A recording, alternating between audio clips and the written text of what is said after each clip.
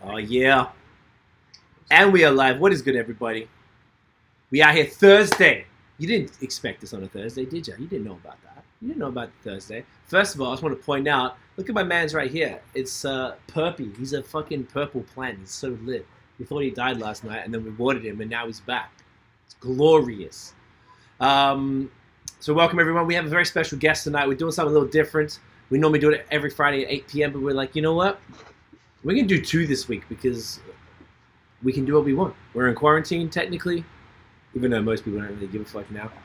And, we're responsible for our own destinies right now. So I think I'm just going to get right into it. Also, Tiff is not with me. She is present tonight, but she has, unfortunately, other things to do. But it's okay because I'm going to hold it down. If anyone is out there in Ontario, you will know about the gentleman and the brewery that I am about to talk to. It is fantastic.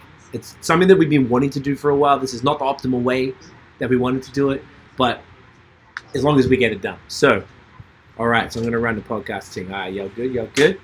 What's good, y'all? This is C-Certified Brewhead, and welcome to episode 14 of Beer Now, the podcast. Adjunct series, quarantine edition. I always forget that part. This evening, it is just me, but I'm about to bring in someone who is a good friend and an incredible businessman and owns one of the, honestly, like no bias, one of my favorite breweries in Canada. We have Uncle Jeff of Town Brewery in Ontario. What's good, brother? What's up, man? How are you? Fantastic. Great to see your face, man. You too. It's been too long. Way too long. Way too long, right? I know. It's like, we were just saying before, the last time I think we even hung out was like a year ago, even more. Yeah, it was a while ago. We were talking over a year, probably. Yes, I think it's just over. Pregnant. She was. With my son, so she wasn't drinking, but I did all the drinking for her. Yes, you sure did. You made sure you held her down like a good husband does. Oh, big time. God damn it. Every time we talk about getting together, though, it reminds me of... Voodoo Knee. Quebec. Yeah. Voodoo Knee. That was probably the best beer festival I've ever been to, actually. I wouldn't even say probably. I would say like 100%. Hands down. 100%. It's not even one of the best beer festivals I've ever been to. It's probably one of the most memorable moments I've ever had was when the sun was going down and we're sitting on the top of the hill, massive, awesome beer. Yeah. It was great. It was unbelievable. It was so good, man. They did it last year. I wish they did it last year. Yes, and and even in hindsight, it's even worse now because it was supposed to be in like 4 weeks. It was August 11th, 8th or 11th this year, and then they had to postpone. Yeah. So, oh man, it's extra disappointing because this is the one, like, I'm not gonna lie, like, I'm a little over beer festivals. I kind of feel like we overdid it. I think you and I talked about it in the past. Yeah. And it's There's kind a lot of beer festivals. It's a lot, and it's like it's for us it's work. For you when you're there, it's work. Voodoo Knee was work, but it kind of wasn't because it was a huge squad of us, and that doesn't happen particularly somewhere like 10 minutes from the Vermont border in this friggin' beautiful field with sunflowers and like some of the best beer in the world. It was such a great experience. And I was there just to drink, but it was work for me because you were politicking. We mapped out our campsite, and me and my wife were like, all right, we're gonna pack our bikes and we'll bike to the beer festival because it was only something like 10K. We're like, oh, that'll take 20, 25 minutes, half hour at tops. We didn't realize that the entire 10K was uphill.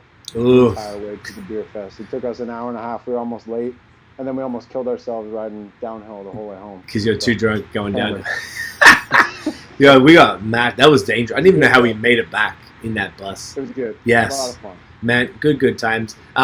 Just so in case you weren't familiar, we got the live comments coming through at the same time. So shouts to Mick in Australia. So you're surprise live. Nice. Shouts, bro. Hopefully it's, I guess it's pretty early there. It's probably like 11 a.m. up in Brizzy. Man's right here. So Jeff, it is hot as hell in Montreal. I'm assuming it's ridiculous there, but you look cool. Crazy. You look like you're comfortable and cool though. I am. I'm in my basement and it's air conditioned, so I apologize for that. But no, I'm just jealous, really. It was hot as hell when I was brewing beer in the brewery today, so at least there's that. So you deserve it because you would have been sweating all day, right? Yeah, it was pretty nasty in there. It's been nasty the last couple of weeks, but I mean, I'm not going to complain. I hate winter more than anything in the world, so I'm with you. You gotta. I should probably move to Australia. You know what? That's I was talking to Tiff about that the other day. I kind of feel like I fucked up because I came to a place, even though I'm extremely grateful to be here. Canada doesn't have an escape. America, the States has multiple escapes. Literally everything south of the border is hot most of the time. Yeah. In Australia, I can go, even like Melbourne is kind of whack right now. It's winter and it's like 5-10 degrees, which is not fun. You go to Sydney, it's a bit warmer. Then you can go up to Queensland and it's basically Florida. I mean, including the racists. But for real. But it's like, I could have had that. If I really wanted it, I could have had it. And now we're here and we're already, Montreal's 45 minutes from the border. Toronto is about the same. Like, what do you know? We don't really have a choice. It's as good as it gets. We can go to Vancouver, I guess, and then, you know. Vancouver is nice. Vancouver's beautiful. I haven't been to Vancouver since I really got into beer. Same. The last time I was out there was probably, like 15 years ago or something, and I was camping out on the island. But, yeah, beautiful. I would love to go out to Vancouver. I'd move to Vancouver in a hot minute if I didn't own a brewery in Ontario now. Man, I feel you. It's a different life, though. I got a mate from England who lives there. And he always busts my balls about like the West Coast life. He just keeps telling me how much better it is. He used to live here, so he's like, I'm like, yeah, cool, I get it. I think it'd be nice if you don't have shit else to do, because I feel like just living there is mad expensive, and like there's not as many things you can, like, on a practical sense. Like the beer world for you, it's probably great. For music, I don't think it'd help me too much. For like the other business stuff, music. Maybe. I don't know what the scene's like out there music-wise, but I mean, Toronto, I'm guessing, is like the culture. Toronto's the best, as well as Montreal. Montreal's a gorgeous city too. I love Montreal. Yeah, it's great. It's just I wish the weather would be something sort of consistent. Like it's either like 40 degrees and you can't breathe, or it's minus 40 and you also can't breathe. That's Canada. Yeah, right. Love it though, Jeff. We love it. We love to complain about it. Yeah, you know what? It wouldn't be Canada if we didn't. We wouldn't be Canadians if we weren't sitting here complaining about the weather right now. So right? We've done a good job. Even in the middle of summer. Yeah, exactly. It's a Canadian podcast, goddammit. Speaking of no, this I was trying to do a segue, it didn't work. I want to crack the beer. I tried. I've been waiting. So tonight, can I tap it? I have to tap it. We're gonna do this bad boy. We started with this outside jokes, 5% pale ale, mate. The can, like, I think we should start with the. No, let's talk about the beer first, because there's so many questions I want to ask you. We were talking over text about what we were going to cover, and I've got a lot of shit that I want to, because it's been 2.5 years since the first podcast, eh? Yeah, it's crazy, man. Which is why we were overdue for doing another one, and we're going to try and do another Toronto series to make it work. Oh, this is really unfair, Dan. I screwed you, bro. Let me put. I'm splitting. Tiff's cousin Dan just moved here from England in the middle of a pandemic. What up, cousin Dan? That was a bad decision. Right? That's what. Cheers, bro. He's maybe forced. No, not forced. He really wanted to be here. We asked him. Why did you move in the middle of a pandemic? England was getting worse, and I thought, as opposed to borders fully shut, England was just getting ironical. Right. So England was getting what? Did you hear that? No, England was getting worse, and so instead of like before, like he couldn't come here, because what was supposed to happen, we were supposed to go to England in August and chill in Europe for like 3 weeks. I haven't been there since 2000, and when you said 15 years ago, it's when I was last in Vancouver. It's 2004, 2005. So it's been a long time for me. Tiff's got family, of course. Dan's whole family, most of Tiff's family's there. It's just her and her mum and a few people here from Jamaica. They most went to England, some went here. And we were supposed to go there, and Dan was going to come back with us. He's going to be working for High Season, our agency. Nice. But this happened, so he just wanted to come now in the middle of, like, whether you come now or come later, maybe it gets worse. So at least he's in. Yeah. He did his 2 weeks, and he's been free for 2 days. This Tuesday he got out, so we took him around yesterday a little bit. You know what's funny? We had 4 months worth of empty cans and bottles, and I was like, fuck it, we went to Ontario to take them back, because you can't do that shit here. Yeah. So we thought, all right, we enjoyed, we hadn't gone anywhere because we've been very cautious with, you've got the business, so you're going there, you've got, kids, you got to do stuff with. We've kind of just been like staying home, going to the supermarket, the drugstore. That's basically it, Totally. So, all right, outside jokes. 5% pale ale. Do you know what hops are in this? Yeah, so this was one that we actually, we've been working with a couple of different pale ales over the last little while, but we had an opportunity to grab some hops called Sultana. Oh, I've heard of that, yeah. It used to be called something else. They changed its name. Sorry? Sultana used to have a different name, and they changed it. Oh, yeah? Yeah, I forgot what it was. I don't know, to be honest with you. Yeah, you know it if I say anyway. Sorry. Not Denali, is it? Ooh, yes, because Denali was a mountain, and they weren't allowed to name it after, so they chose another mountain near it, and it was Sultana. No. We need do you ever listen to Armchair Expert? No, what's that? No. Podcast? It's like a podcast, but they have a fact check, so we need to fact check at the end of this. We can do that. I'm down. Do you know what? That's what Dan's job's going to be. We've never used Sultana before, so it's just like a pineapple bomb. Right, yeah, totally smells like pineapple. It's just Sultana Citra, nice heavy dry hop, 5%. We wanted to make something, I love IPAs. I love big-bodied beers, especially. Big hop presence. But, you can't drink 6.5%, 7.5%, 8.5% beers all day, all night kind of thing. So we just wanted to come up with something that had that big body, had that big hop presence, drank like an IPA. That's, I think, what a American Pale Ale, whatever you want to call it these days, is the goal. For some, anyways, that's the goal for us. We want an IPA that drank like a 5% IPA, essentially. So right. I love it. That's what we tried to do. Killer. Cheers, brother. Cheers, mate.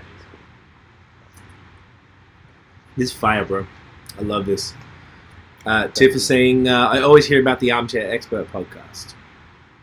Okay, cool. So what we want to do, and she says, Dan is the new Jamie. Do you listen to Rogan at all? I haven't, actually. Okay. I haven't really got into podcasts at all. Okay. I'm like a weird...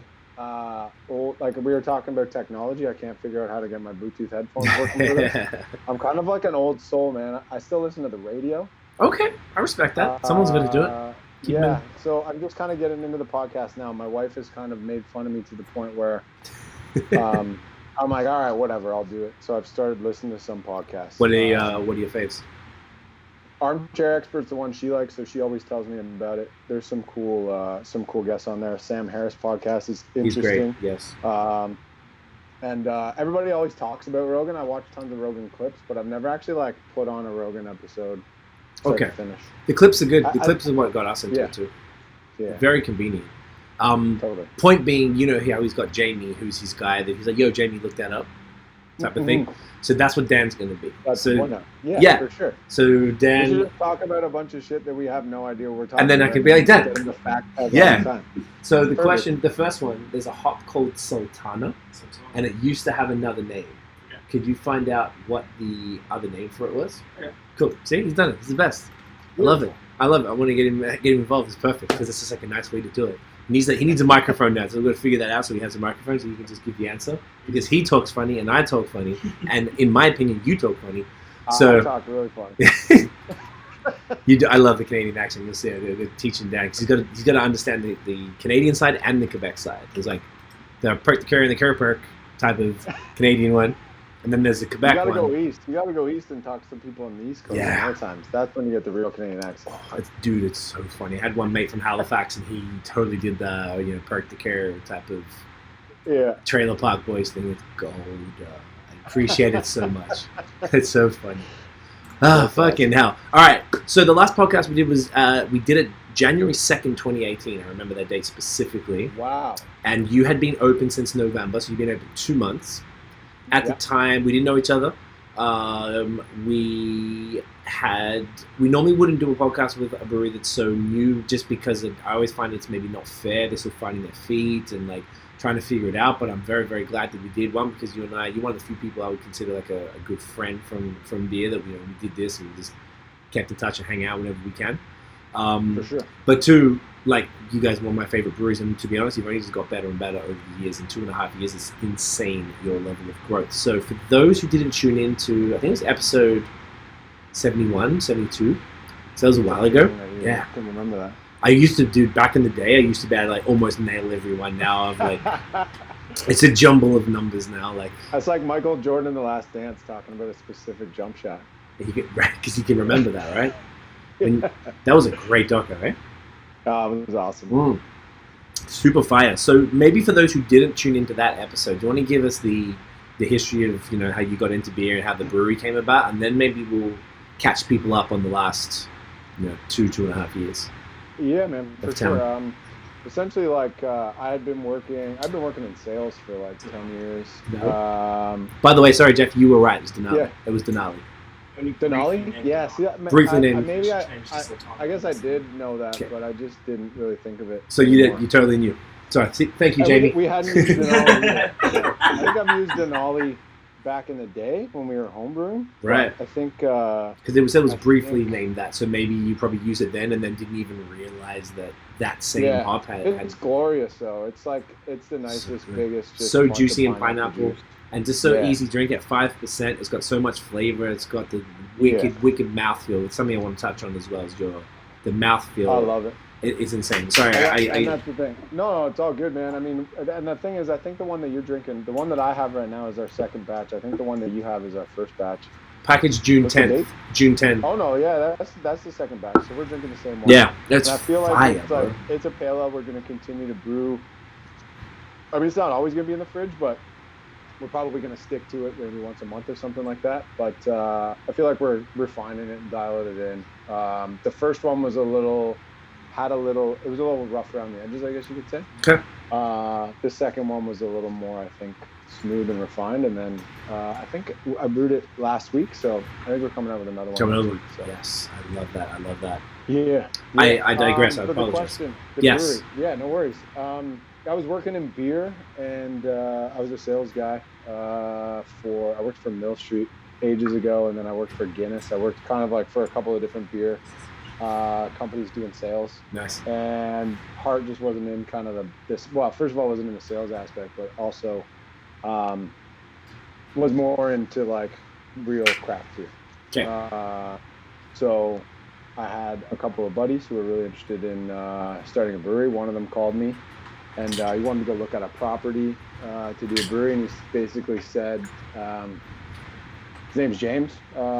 He's like, I won't do this unless you're in. And so I was like, all right, well, I have no money, so I don't know how I'm going to be in, but but we'll figure it out. I'll come look at this building with you. Anyways, we went to look at the building. It didn't work out, and we ended up looking at another spot in Whitby. Okay. And a week later, put the deposit down. And after we put the deposit down, kind of worked backwards, we started building our business plan, and started paying rent and started building a business plan, and found another partner who we really just met through like networking the business plan and figuring that stuff out. And his name's Keith, and could not be happier to have met this guy because he's become like a brother to us both. So there's 3 owners, myself, James, and Keith. Gotcha. We all still like each other. We all still love each other. Very important and very rare.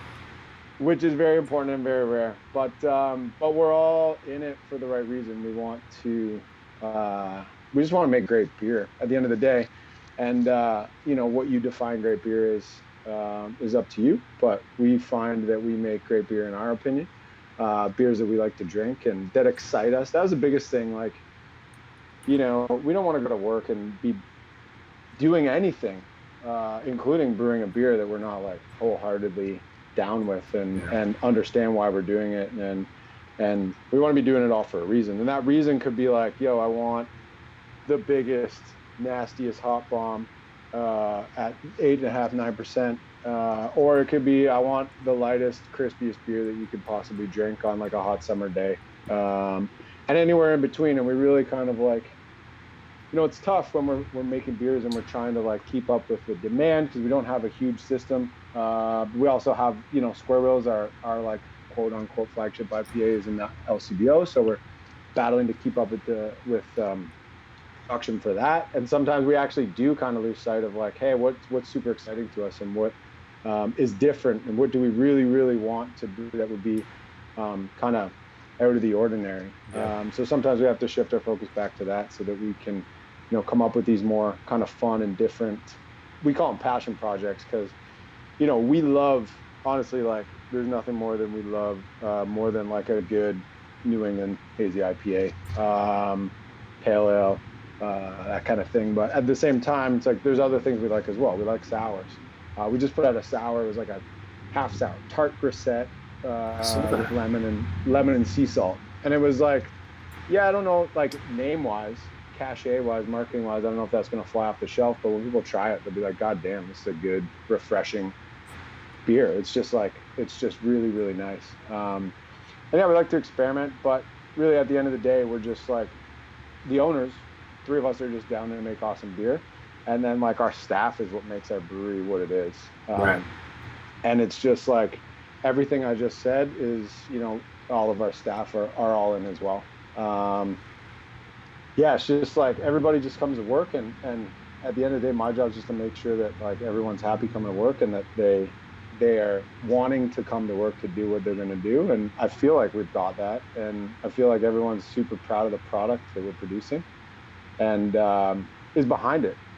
I mean, you can tell, right? You can tell when people are like, I mean, that's what I did for 5 years. I sold shit I didn't care about, right? So, I mean, I know what it looks like when someone doesn't give a shit. And I think we have the best staff in the world. And they, like I said, they make us who we are as a brewery. Without them, we'd be dead. So, yeah, it's awesome. I don't even know if I answered your question. But no, you gave the history. That's perfect, actually, man. I think that's a really good point, though. Like, because you did something that you didn't care about for a long time, you can see that. I think that's a really key thing to have as a business owner, particularly in beer, when it's like, you know, we always talk about it's an art and a science, and the art side of it is where the passion comes in, right? And you know, you and I connected because we have similar palates. We are into the haze and like the lactose and the sours and all the fun shit, you know, pastry stouts or whatever. So this is something that now you've gone from selling stuff that you didn't care about to pay the bills to now being in the chair where you're able to make those calls. And something else I want to also get into is now you're actually hands-on with the brewing, because you weren't in the beginning. From no, I wasn't brewing at all. Straight biz. When we opened the brewery, like I love beer and I have for a long time, but when we opened the brewery, like all I had done is, you know, some homebrew batches pretty much. So we hired a brewing team.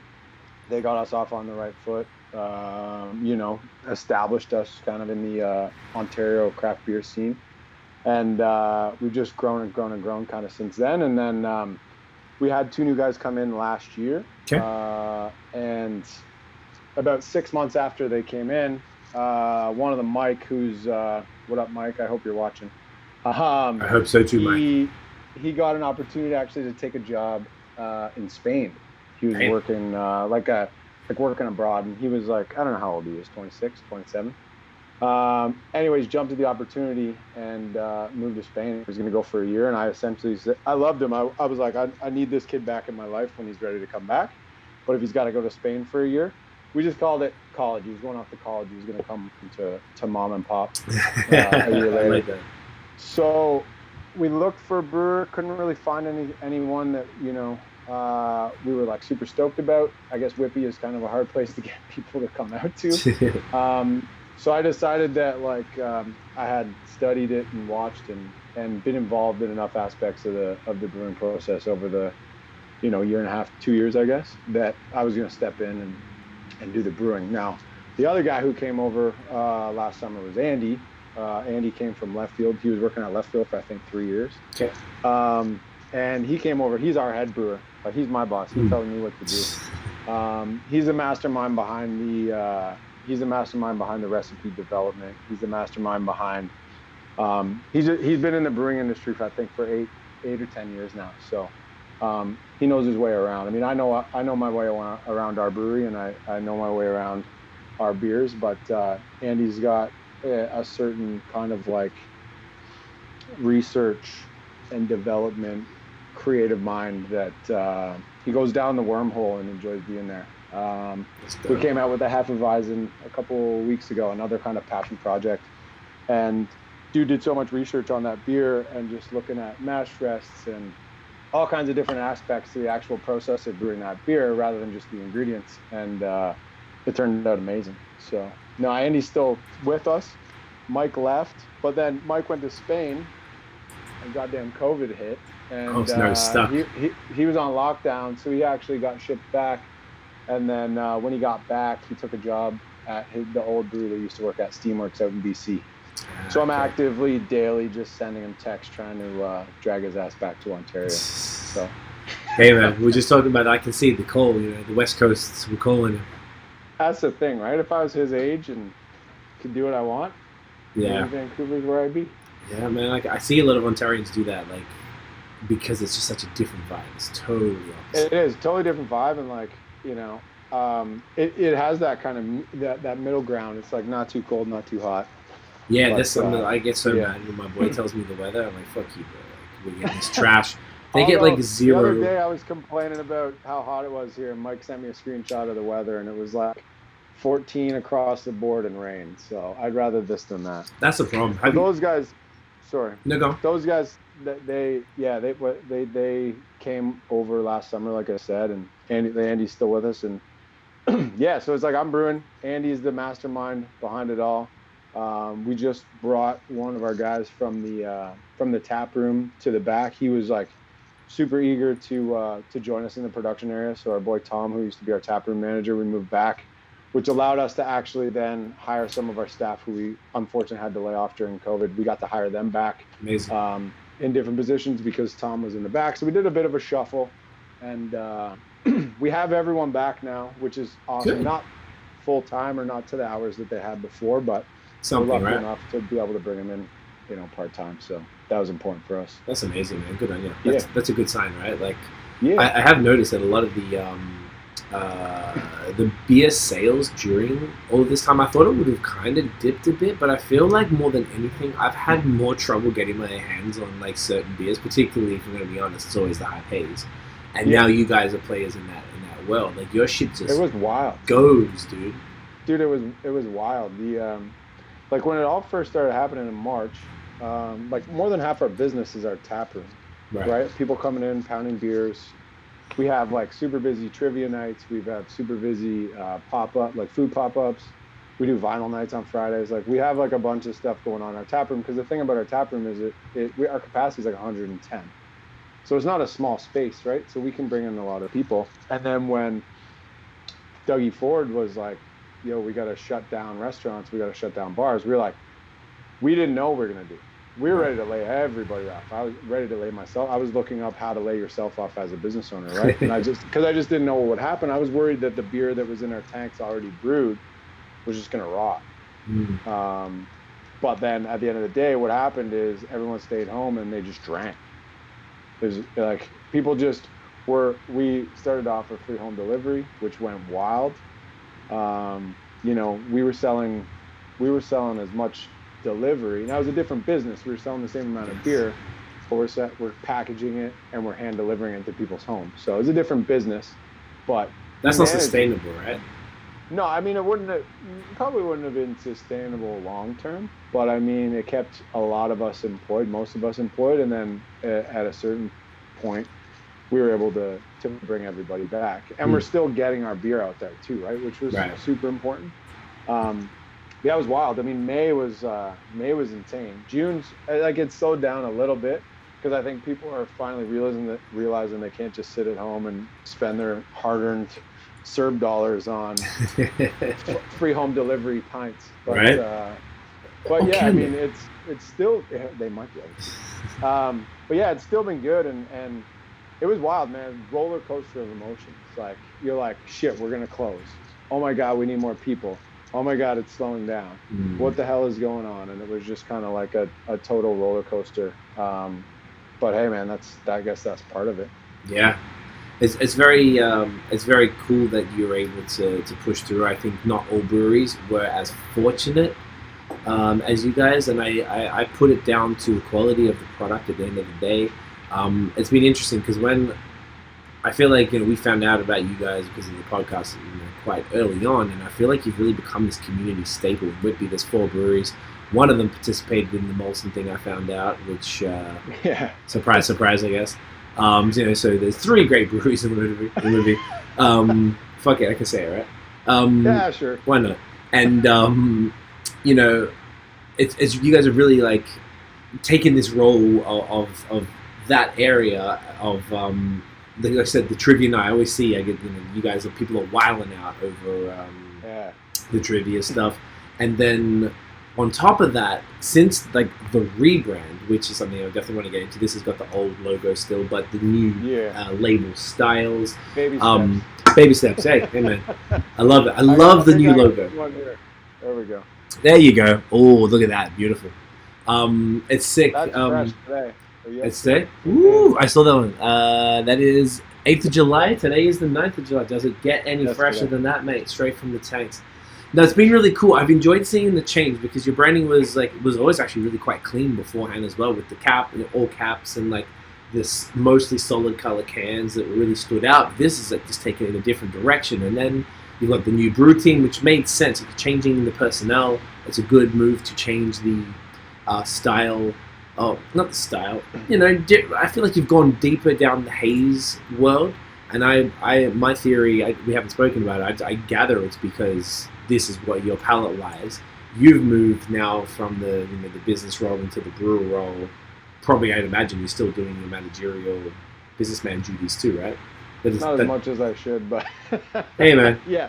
As long as the beer is good, Yeah. right? It sells Yeah, itself. no. But like, I feel like you've definitely done that, and you've made beers. I've seen people that I follow on Instagram like lose their minds over your shit. I've had multiple people whose palates, I know what they drink, and I respect what they have to say about it, have said that some of the beer. What was the beer? There was one they said was the best IPA like haze they've ever had. I forgot what beer it was. Fuck. Even like Astro Ever After, which I still have in the fridge, which I bet is still fire even after pushing 3 months old now. You're still killing it. You've just really changed everything. The mouthfeel is different. The whole thing is it's this really cool evolution to watch. So I guess one of the questions would be, why did you move into the brewing role? What sort of sparked that? I mean, one of the biggest things for me, to be completely honest with you, is I'm an absolute control freak to the 10th degree. Yes, I align with that, sir. And although I think that everybody at the brewery might have thought I was semi crazy when I said that I was gonna take over in the brew, and I didn't take over our production. I'm just taking over as the brewer, and working alongside Andy. And I know, I also felt I was ready to do that. It wasn't going to be a difficult transition for me, but I'm also a total control freak. And at that point, I had, we had hired before, even to be honest, when I hired Andy and Mike in last summer, it was there was a sense of just kind of trust. You know what you're going to do. I've got faith in you. Let's do it. And then it got to the point where when Mike left, that I'm I know exactly I've got a better handle on how things are working back there and what we're doing. And I think that we've taken ourselves, with Andy and Mike, to the point where I was really stoked on the consistency, most importantly, of the stuff that we were doing. And I really didn't want to bring in somebody that we weren't 100% confident that could continue that consistency. Right. So I thought, I'm going to just get Mike before he leaves and goes on his vacation to Spain to teach me, right? To refine what I needed to know. So that was really, for me, I'm an absolute control freak, and I entrusted Andy and I entrusted Mike, and I think I was just going to find it difficult with any of the people that we were getting applying, to really entrust them with where we had gone, and to maintain us there. Okay. Maintain the standards of what we thought. But as far as really dialing in on the haze and different ways that we can brew our IPAs and our pale ales and our double IPAs, is that consistent. We got to a point where we had this consistency where we were getting these nice flavors, this good mouthfeel, just beers finishing where we wanted them to finish. And then what that kind of allowed us to do is all right, we've got, say, Square Wheels, which is our quote unquote flagship IPA. We've got it where we want to get it. Now we can, we've got this consistency of the idea of a hazy IPA. And now we can really mess around with it. We can mess around with water chemistry. We can mess around with hop combinations. We can mess around with the grist bill, mash temps, finishing beers a little lower in residual sugar, a little higher in residual sugar. Mess around with bitterness and hop additions and where we put them, whether we're putting them, in the boil, whether we're putting everything in the whirlpool, or what we're doing with each kind of beer. And I felt like we had this base level, and then we could kind of play around with that and come up with these crazy hop combinations that were bringing out coconut smoothie vibes. And then we have other ones that are bringing out pineapple, Five Alive vibes, and then you've got just like all of these different kind of flavor profiles, and like they're honestly the types of beers that we like to drink. They're our go-to beer. I mean, Outside Jokes is the go-to after work pint now. Right. It's what we all want, and it's what we all love. So it's just like, I've always kind of said to everybody at the brewery is like, I'm never gonna say like, congratulations, we've got to the point where we wanted to get to, and now we're good, without being like, you know, a shitty boss or whatever. It's like, this is awesome, like this is amazing, this is great beer, I love it. What can we do better next time? And that's not to say like this one wasn't good. It's like, what can we change, or what can we, not even better, but like, you know, what can we do different next time? Is there a way that we can make this better, or we can change it up? And it's just like, you know, people say that hazy IPAs or IPAs, new style New England IPAs all taste the same, and like, I just think that's not true, because there's so many different things that you can do, in terms of sweetness, in terms of hop profile, in terms of grain profile, yeast profile, everything. There's like just so many different things that you can do, and I think that you know, we've a couple of times have put out, you know, 2 different IPA releases on the same day for that reason alone. Is like, side by side these 2 beers. If they taste the same, I'll give you $100. Right, because you they know would. What I mean? Yeah. But it's what we like. It's what we do, and it's what we talk about, and it's what we just strive to like just come out with every time. Is just a nice, consistent, balanced beer. I love it, man. At the end of the day, and like, it's not the only types of beer we make. I mean, we're super proud of our lager program that we've come up with over the last, I mean, I guess you could say like 4, 5, 6 months. I mean, Big Money, which is a Hellas lager, is like probably one of my favorite lagers that I can drink.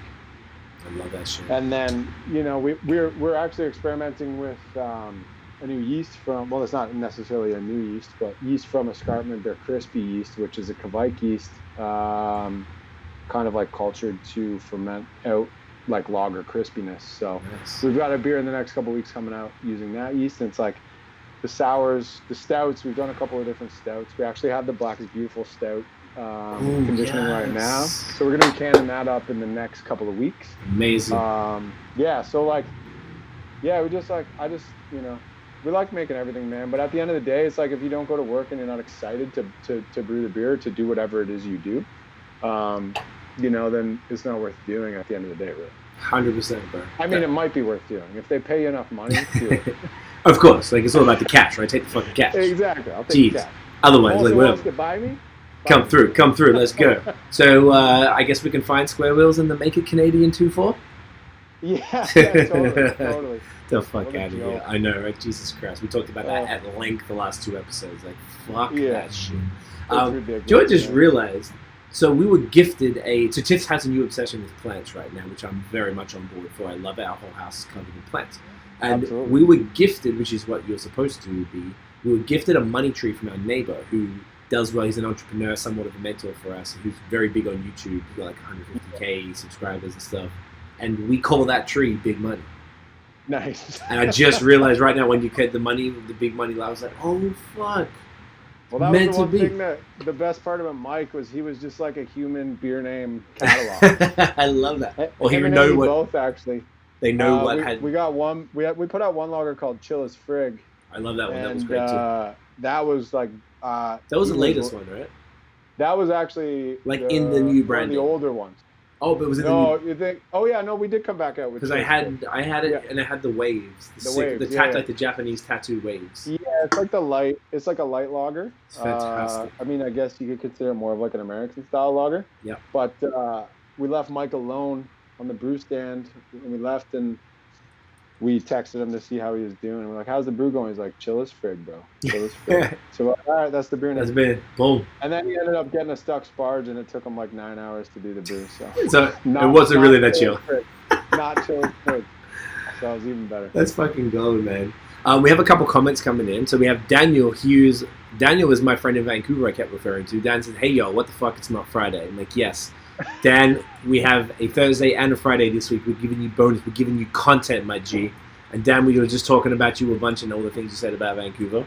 And then Bruce Morris. Hello, Tiffany and Craig. You are a legend, Bruce. I hope if you drove up to Canada, I hope you made it through. Bruce is from Canada but lives in Dallas, Texas, and I worry about his safety because America. That's not good. I know, right? He's coming up here for like 2 months, so he lives in. Fuck! Well, he tells me every time I always forget the name. But he's got a wicked place. Nah, something like far, like I want to say because I know that like Parry Sound or something. Oh, in Ontario he lives. Yeah, Ontario. Yeah, it's through Ontario. Yeah. Tiff is Parry saying. Sound's nice. Yeah, it's like it's beautiful. He's got a wicked house. Like he sent me some photos. It's great. He said, "Hey Bruce, I'm in the comments this time, not on the screen." Daniel is saying, on the homebrew tonight, mates. Dan's been homebrewing. And Bruce is saying, is Town Brewery beer sold in the LCBO? Well, I'm glad you asked, Bruce. Yes, it is. Square Wheels is their IPA, which, speaking of that, are we going to do it? Dan, would you mind getting the Square Wheels IPA? I'm sorry, baby. You want to point the fan your way? It's the blue. It should be on the top, the middle shelf. And you can, if you want to rinse your glass, and we'll pour that one up. Yeah, Bruce, you'll be able to get their beer. Do you ship anywhere in Ontario, Jeff, or is it anywhere in Ontario? So, Bruce, you can actually do an order. 2 weeks in Whitestone Lake. You ship Whitestone Lake? Yes. What area is that, Bruce? Yeah. What area? When honestly, Bruce, I can't like I said it earlier, and I'm not bullshitting, Jeff. Like your shit is my favorite stuff to the point where I get. You know, we talked about this back in the day because you and I are both Bellwoods sort of fanboys from time. Absolutely. I get nervous about when your stuff comes out. I just sort of like, because I know I can't just order it online, so I've got to like, Jeff, can you like? It's just exceptional. I just can't express how much I'm enamored with your stuff, dude. Like it's thank you, man. I told Jeff how you were like, maybe if I pay him large sums up front, yeah, they could take it. Yeah, I was just like, yeah, maybe if I just like, let's see what he'll do. Do you think Jeff, if I just give him a bunch of money, and be like, hey man, can you just keep me like a 4-pack of everything? And, like, I'm not joking. We can. We'll talk offline when we're allowed to talk about not shipping over the provincial because borders. You would never do that. Never, ever. I would never do that. I drove to Whitby. I definitely drove to Whitby for those. I absolutely did because I broke quarantine to do it because that's how much I needed this in my goddamn life. No, it's good, man. I'm glad to hear that. That's man. The most important thing is like consistency, right? The thing is, like, when you're a small brewery and you're growing, it's like your beer has to be consistent because it could be the first time someone's drinking your beer. Yes. And if they drink it and it's dog shit, if it's oxidized or if it's, full of diacetyl and they drink it, they're going to have a terrible experience. Well, there's, like, how many breweries in Ontario? 400, 500 different breweries in Ontario? Last I checked was 350, but it could be between 350 and 400, yeah. Like, they don't need to drink your beer. There's other beer out there. There is a lot. If their first experience is terrible, then there's 349 other choices for them. So 100%. That's why it's nice to get to a point where we're consistently happy with the product. I love it. Bruce said it's 25 minutes northeast of Parry Sound, so I was right. Oh yeah, we'll take it up there for you, Bruce. Yeah, honestly, Bruce, I'll talk to you offline. I'll shoot you a DM. I cannot express how much I am in love with this stuff. So this is the one you'll be able to get in the LCBO rarely here. That's it. This is called Square Wheels. This is a new version of their IPA. The interesting thing about this, the mouthfeel has completely been upgraded, but the nose, classic Square Wheels. Like I could smell this anywhere and know this is Square Wheels. Yeah. Maybe because I've had this more than anything. You know what? It's the Idaho 7. Oh, it's Idaho fucking 7. We talked about that before, haven't we? That's it. It's my favorite hop. We've like refined the kind of the hop profile in this beer as well, but the Idaho 7 is really what kind of makes this beer like makes Square Wheels. It's got that dank. It tastes like your hands smell after you roll a joint. Like it's just like dank, but it's like it doesn't taste like weed smoke. It just tastes like dank buds, really. Yes. And it's like Idaho 7's nice in that way. It's very easy to like overdo it. We did a batch actually, not super recently, but in the last little while, and we decided we were going to try something different where we usually 50-50 our Whirlpool hops with Idaho 7 and another. And on a batch, we decided, like, let's try, we'll go 100% Idaho. Okay. So we went 100% Idaho, and dude, it was like so dank. Like too dank? So dank, yeah. I mean, it was good, but it took like, we held it back. We needed a couple of days for it to mellow a little bit because usually we're like, can the beer Wednesday, release the beer Thursday, ship the beer Friday. Gotcha.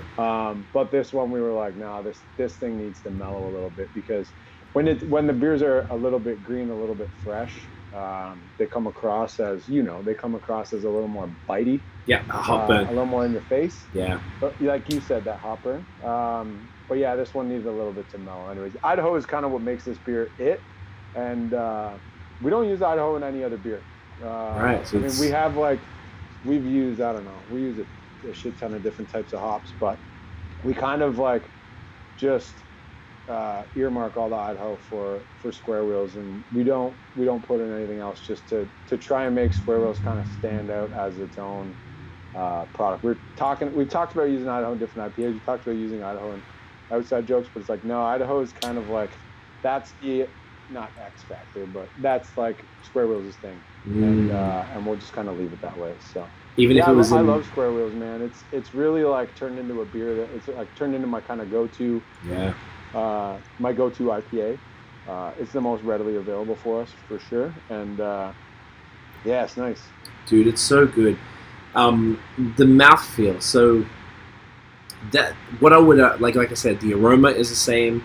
Essentially, it kind of tastes the same, but I think it's the mouthfeel is what has changed, and that's what I've noticed is in a consistent manner between all of the new products. Can you speak to what you did to change the mouthfeel? Is that something I guess you'd be familiar now? You're sort of like, really it's all getting hands just, dirty. really at the end of the day, like comes down to most of it is just water chemistry. Okay. And just the different salts that we're using in our water, and we experiment with those quite a bit. That took a little while to kind of dial in as well. When Andy came over, like I said, Andy's like our recipe master. He's very not, I guess particular maybe isn't the right word, but he's just like, God knows what he's doing. Okay. I like particular. I'm a particular guy. I get it. But it never against experimenting, and never against trying something new if it's going to make the product better. So he came over with some different ideas in terms of water chemistry, which we put into action right off the bat. But then again, it's for him coming across, it's a new system, new efficiencies, new water. I mean, he's dealing with Toronto water, and then he comes out and he's using Whitby water. So it takes time to dial in little things like that, and it's been kind of an ongoing process for the last almost year now. But the water chemistry is a big thing. Also, like, we've kind of messed around with like where we want the beer to finish in terms of Play-Doh. So, how much residual sugar do we want? How much mouthfeel is the residual sugar adding, or how much is the water chemistry playing a factor? It's like mash temps, all types of those different factors. Just those like little, tinkering things. But yeah, the mouthfeels that like, and that's the thing that I always miss in a pale ale. Okay. I always feel like you can't get a pale ale. Not that you can't get a pale ale, but like where pale ales fail me personally most often is when they're just like super thin and watered. Right. They can have great hop flavor, great hop character, and even be just really smooth and easy drinking. But like, just because I want a 5% beer doesn't mean I don't want that big kind of mouthfeel. I find that like if I'm looking for a hoppy beer, I want it to have that regardless of ABV. Yeah. It's easy in a double IPA. It's easy in an IPA, but I find that like it's like a weird threshold. But once you go down to that 5%, it's kind of tough. So that's why outside jokes, like I said, it's something that we've been working on with different pale ales, and then outside jokes was kind of like the accumulation of a bunch of things that we've been working on. And then I think we're just going to continue to refine that beer kind of moving forward. So I love it. Yeah, that's the biggest thing. Right. Mouthfeel wise, yeah. Yeah, man. Okay, that makes sense. So water chemistry. Okay, I love that. It's just what I noticed mostly about this sort of change, and I feel like look, your beers were always really solid. It's been just interesting to sort of watch that sort of more that change to, I guess the mouthfeel came in, and then I'm seeing the same mouthfeel across all of the hoppy beers, which is mostly what I've tried. I've had Chillers Frig and Big Money. I can't remember if I had Big Money though before. I don't think I had it in the new cans, which means I probably haven't had it since. You probably had in the old cans. With the like $20 bill. It looked like a $20 bill wrap. Yeah. I think that was the one, yeah. Whereas like Chillers Frig, I remember that being just a fucking amazing, like you said, it was a Hellas. Like it almost felt like, was it dry hopped? Like a dry hop lager? No, Big Money was the Hellas. And then what was Chillers Frig? Chillers Frig was like the lighter, like 4.1% lager. Was it lager? Was it dry hopped at all? Because I just remember it being No, fruity and just like. we didn't dry hop it, but we did like none of our beers are traditional, but we're not afraid to mess around a little bit with it. But we did use some whirlpool hops in Chillis Frig, which gave it a nice kind of. I think we whirlpooled some mandarina, Nice. and it just gave it Love a that nice shit. kind of fruity vibe to it. Okay, that makes sense. Like it was a traditional German yeast, but we whirlpooled some mandarina, gave it a little bit of a fruity vibe. It was like really like all Pilsner malt, so not a lot of malt flavor getting in the way. So you could really kind of the hop kind of presence really kind of shone through, I guess you could say. I love it. Shone through. That's a word. Fuck it. There you go. Fuck it. I love it. Okay, so then the next thing about the new stuff is the new branding, being that before it was pretty straightforward, town on the front, being name, boom, boom, and now it's like a little bit more subtle, and the focus is really on the design element of the beer right here. I think it's just it's really classy. It's really consistent. I love the font. I don't know. I like everything about it. Talk to me about what inspired the change. Was it because the biggest thing was like when we first opened the brewery? Like I said, there's 400 or 300 breweries in Ontario. How do you get people to remember who you are? So kind of for the first little while, as kind of like a conscious decision on our branding, we just really wanted our logo to be in people's faces. Right. So our label started out as when we initially started bottling. I think we only bottled for 3 or 4 months, but it was a rectangle label on a bottle. I remember that. Just a big Town Brewery with the lantern over top. Lantern. Town Brewery. And we just kind of hit people over the head with that. And we're like, we just have to hit people over the head with this logo as many times as we possibly can, so they're going to remember it. It was, our Instagram profile picture, our Facebook profile picture. It was our logo. It was our label. It's gigantic on the wall inside the tap room, as you know. Yes, indeed. Our merch was just that logo on the chest, real big. It looked like an old skateboard style logo T-shirt. And that was the idea. It's like no one knows who the hell we are. We're sitting out here in Whitby, Ontario. No one from Toronto wants to come east of anywhere, the DVP. Yeah, let's just try to think what's the easiest place. Yeah. So, like, how can we get people to remember us? And we're like, we'll just hit them over the head with our logo as many times as they can, and maybe they'll start to notice.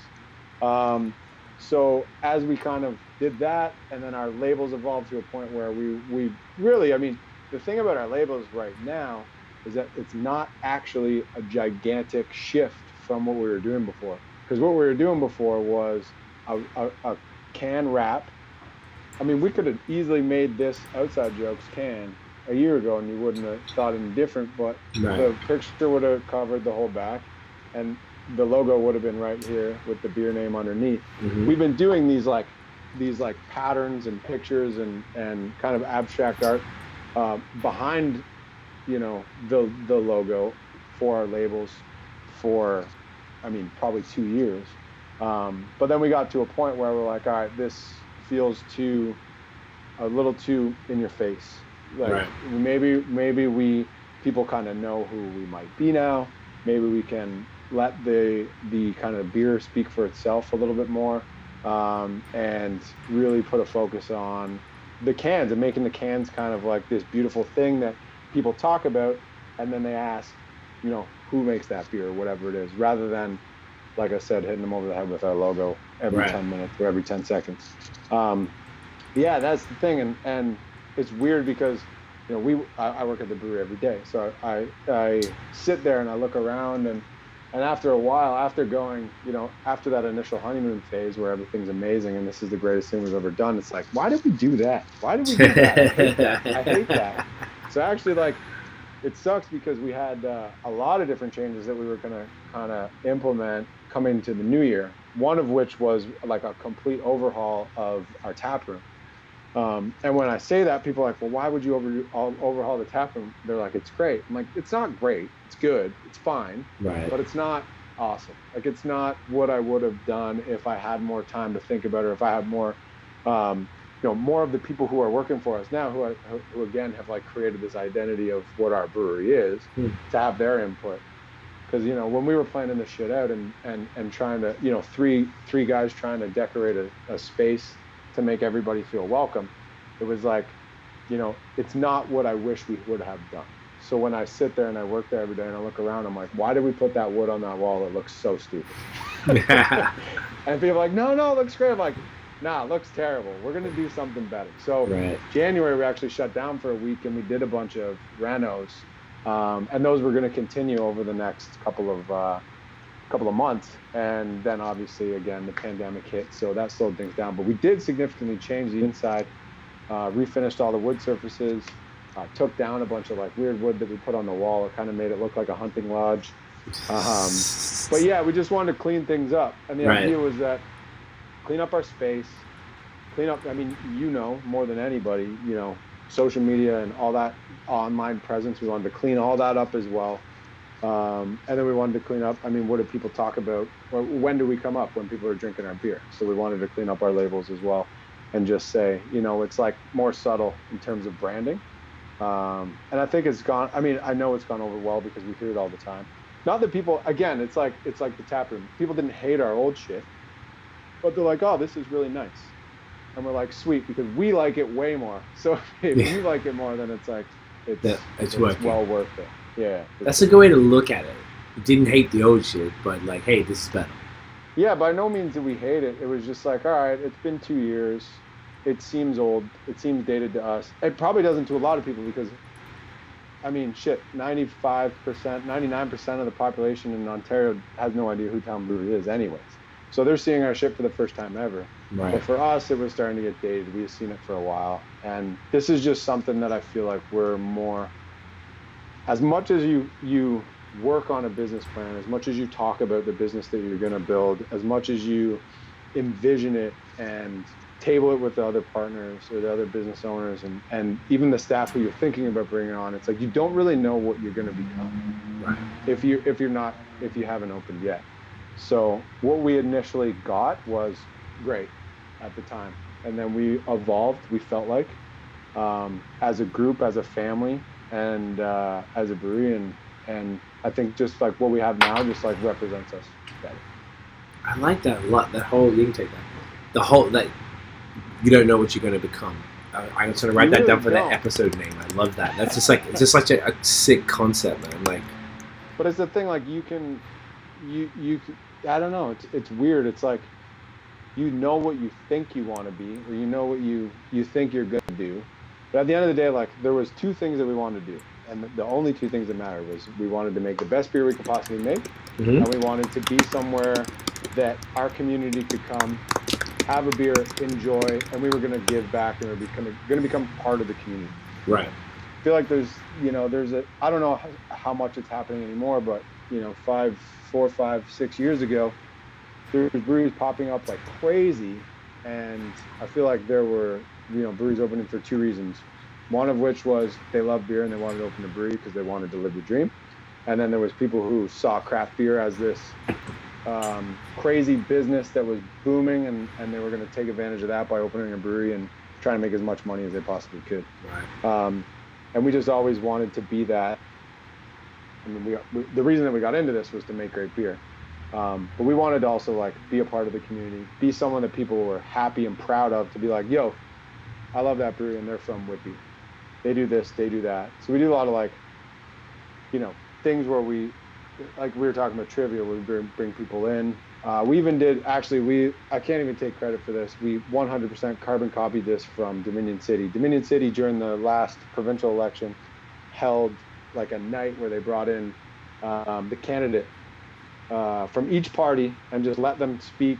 I think at Dominion City, they made them stand on like a milk crate, which is kind of cool. We had a small stage, but we gave each candidate like 2 or 3 minutes to talk. We said, don't pitch us, just tell us who you are. They all pitch no matter what. Yeah, of course. But it was like, we had people from all over the community who came in, and we were just like, yo, we have this space, and on this Monday night in whenever, we're not going to be busy. Let's use this space to bring people in and help people from our area educate themselves on who they should be voting for. And that was one, like I said, 100% Dominion City's idea. I emailed them. I was like, yo, this is brilliant. Can we please use it? We'll give you credit. And they're like, yeah, of course. Like, you know, if it's educating people, then it's good for everybody. So anyways, we just wanted to be a place where you know, we obviously want to run a business that, you know, can provide for us, but we also want to run a business that we're like super, super proud to be a part of. And we want our staff to be proud of it as well. Absolutely. I love that, man. You guys are really, that it just seems authentic as well. I feel like all the moves you're doing are authentic as fuck. Because I know you, and I know that you wouldn't do anything that would be against how you really feel. And doing something like that is sick. And even just giving Dominion, Josh and the boys at Dominion are champions as well. They're on top of their game and stuff. And you guys should totally do a collab. You guys would be Those guys are sick. awesome, man. Those guys are awesome. No. That's the shit. The crazy part about the pandemic too is like we had a bunch of collabs lined up. We had like we did the beer with Pup the band. Yes. In February, I think it was. And then we had another collab that we were going to do with another band, which I won't mention because we're hoping that that's still going to happen when all this shit blows over. Like we had all this stuff lined up, man, and the year was going to be so dope. And then all of a sudden it just like boom, fucking wiped out. It was crazy. But at the same time, like I said, it wasn't, you know, for about 10 minutes it was shit. Like, you know, too bad for us. And then it's like, okay, well, how are we going to figure it out? Yeah, you pivoted. We gotta figure it out. Yeah, man. You made the pivot. That stuff's not gonna go away either, right? So it's like, and now we're just like, okay, what can we do during this? Because for a while, and this is, I got to give credit to Travis, who's our like sales and marketing manager. For a while, we was just like, thank every post. Thank you so much for your support. Thank you so much for your support. We just sold out of this beer. We just sold out of that beer. And then it's like, shit, man, you can't just post that for 3 months. Yeah. Like we can't just be like, hey, this new thing, this pandemic is like continuing on. It's like, okay, this is now life. Yeah. So like, what are we gonna do during this? Like, how are we can't just post about how thankful we are for people to get us through this pandemic until it's over. So it's like, this is now the way that we live. So what are we gonna do? And we had that conversation. It's like, okay, so who do we wanna try and help? And it's like, we started trying to use our Instagram or our social media as a whole, I guess, to like promote other businesses. I mean, restaurants and bars have been hit harder than we have. It's like, all right, every 4 weeks we're gonna go and we're gonna focus on a different restaurant in our area, and we're gonna pair up some beers with some of their food, and we'll just dedicate our story to this restaurant or bar, you know, once every month or so. And then we wanted to do like a beer every month that we donate some proceeds to an organization that needs. I mean, there's so many of them, especially with what's going on in the world right now. And then on the next level, we're like, you know, how we could pick these organizations is we could allow, I mean, we have a small staff, we're like 12 staff, right? We're like, we could pick a different staff member every time, and it would be up to them to choose an organization that they're super passionate about. And then we'll donate the money to that, no matter who it is. I mean, no matter who they want it to be, it's like whatever they're passionate about, and they, you know, and then we'll tell their story and why they're kind of like into that, right? So anyways, I'm going on a tangent here, but it's like life isn't gonna just click back and like go back to normal. So it's like, how do you operate your business during this? Right. And not just like, hey, this is new and it's different, and sorry if we didn't get your order in time. It's like, no, we've been doing this for some time now, and this is how we now do business, and this is how we now have to promote ourselves and the businesses around us. So yeah, it's been crazy. I love that. I noticed you had one recently at Butchie's, one of the local places, and I saw and that. You had Ren on. Yes. Like 4 weeks ago. Yeah, this is episode 14. I think she was episode 10. If I'm not mistaken. Yeah. Yeah. Then Ren does the beer program at Butchie's, and they're a local spot, and like they've been hit hard, right? But they have this beautiful patio area. This huge. Massive outdoor patio area, and it's sick. And we're like, okay, well, Canada Day. They make barbecue, we make beer. Like, let's pair these up and let's promote Butchie's as much as we possibly can. Sounds They're like partners of us. Right. They've been in it for the long, like since they opened, since you know they got going with their liquor license. They've been, you know, partners with us. So good. We want to do whatever we can to support them. It's cool because like Whitby's still a pretty small mentality, anyways. I think it's a small town, and like everyone's very supportive of each other. It's good. And everyone just really wants like the restaurant businesses to get back in business and like back to making money and employing people, and obviously, it's a huge part of what we do. So. Of course, yeah, the whole licensee thing, and you've been lucky enough. A lot of breweries are lucky enough to pivot. You have, you were already canning, already selling, so it wasn't the biggest thing for you guys. But for maybe breweries who didn't even own a canning machine, now they're like, fuck, now what do I do?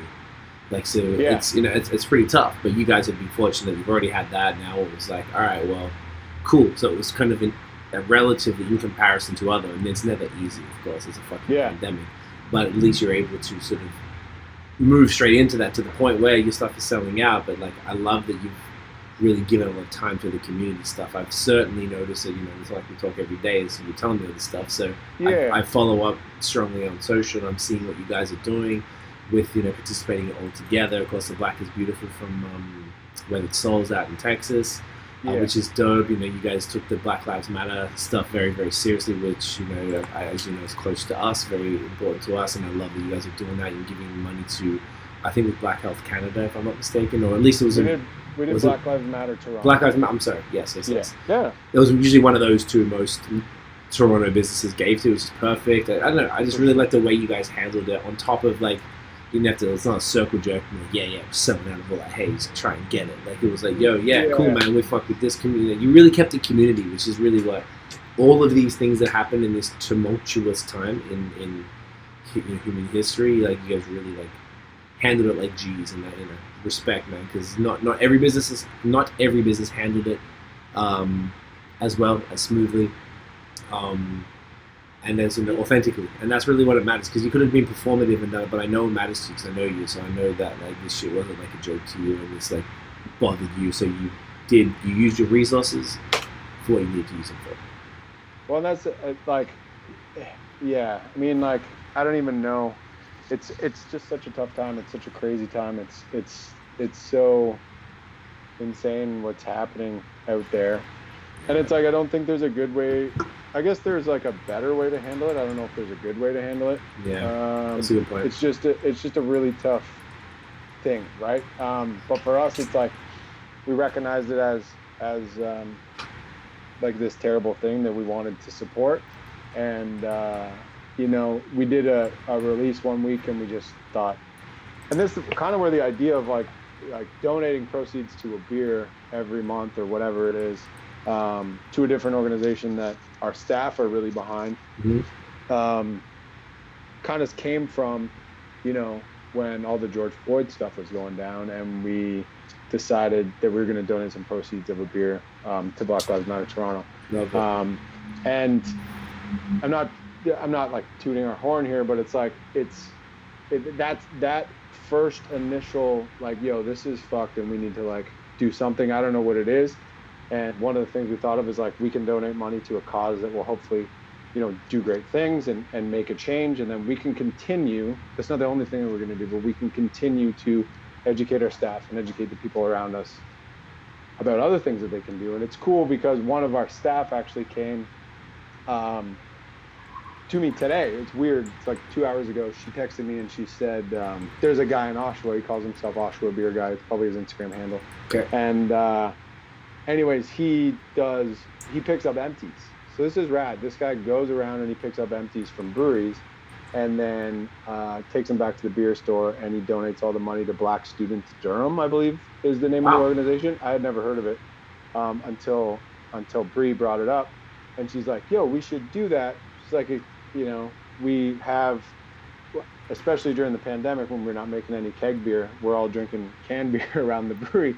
We've got cans lying around. We should donate these to this guy, and then he's giving money to, Black Students Durham. And I'm like, that's amazing. I don't know why we didn't know about this before, and why we wouldn't do that. Like, we should do like a can drive. It sounds very Pee Wee hockey team, but it's like, if we can get people who, are coming to the brewery once a week or every 2 weeks, bring your empties with you, and we can give them something for bringing them in, or whatever we can do. And then, it's like, well, if we're going to get a staff to pick thing, like, is this kind of something that you're very interested in? And it looks, anyways, the conversation goes on, but it's this whole thing has, brought this obviously to, like, the limelight, and it's cool that our staff is bringing these ideas to us now, and that we have the ability to act on it and do something, and not in their name, but I just feel like it just brings it all kind of in, and it really hammers down that it's like that family aspect of the whole thing. So anyways. I love it. No, I love it, man. It's really, really dope. It's just really, really cool. And I just feel like this. I got actually a bunch of comments here that I've neglected to mention. So Tiff was saying, love the branding. Bruce Morris says the branding is fire emoji. Louis, shouts out Louis, what up, bro? He said, absolutely. I think we must have been talking about the branding earlier.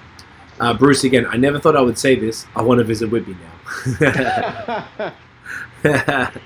You do. It's beautiful. It's great spot. Beautiful Whitby, glorious Whitby. We got Little Beast, we got Five Paddles, the OGs, we've got Town Brewery, we've got restaurants galore. Yeah, dominating, beautiful town. Right down on the lake. I mean, what could be better? What more do you want? What more do you fucking want? What more do you deserve? Nothing. Nothing. Fire beer and Whitby.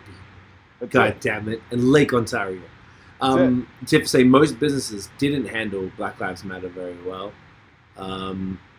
She said, I never thought I'd want to visit either until Town came along.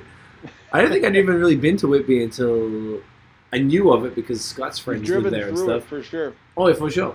I never went to the town. Montreal to Toronto. Literally just past the exit.